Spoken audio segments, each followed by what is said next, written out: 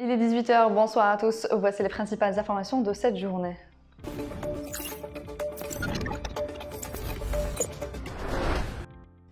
Le ministre de la Justice, garde des Sceaux Abdelrachid Tabi, a présenté ce lundi devant les députés de l'Assemblée populaire nationale le projet de loi portant découpage judiciaire.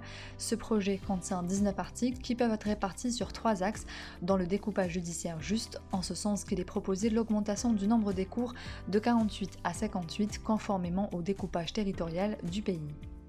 Le texte prévoit également la création de tribunaux dans le ressort de chaque cour, la possibilité de créer un ou plusieurs tribunaux au niveau de la même commune et d'étendre la compétence territoriale du tribunal à plusieurs communes, ainsi que la création de sections dans le domaine de compétence des tribunaux au niveau des communes sur décision du ministre de la Justice, a-t-il ajouté.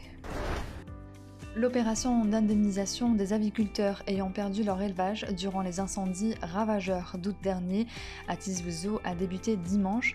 L'opération d'indemnisation portera sur l'octroi de plus de 148 000 poussins pour le remplacement de la totalité des élevages détruits par les incendies, a indiqué la direction locale des services agricoles.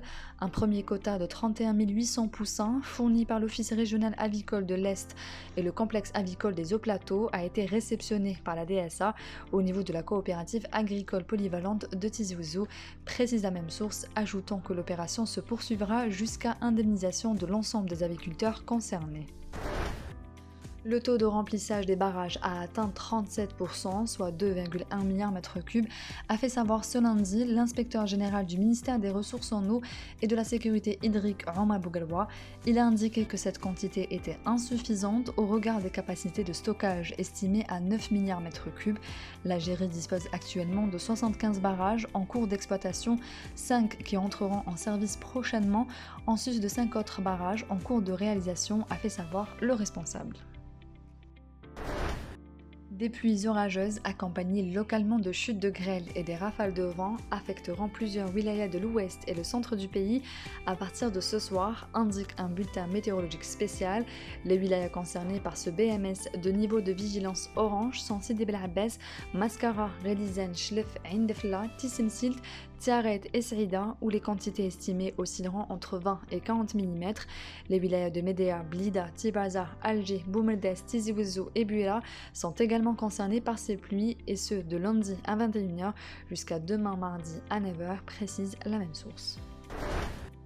Un Boeing 737 avec 132 personnes à bord s'est écrasé ce lundi dans le sud de la Chine après une chute brutale de 8000 mètres. Le Boeing a perdu le contact au-dessus de la ville de Wuzhou, a indiqué l'administration chinoise de l'avion civil. Selon les médias locaux, le vol de China Eastern Airlines avait décollé peu après 13 h de la métropole de Kunming. Il avait pour destination Canton, à quelques 1300 km. Le dernier accident aérien majeur en Chine remontait à août 2010. Il avait fait 42 victimes. C'est la fin de ce journal, merci pour votre attention. On se retrouve demain à la même heure sur nos réseaux sociaux. Excellente soirée à tous.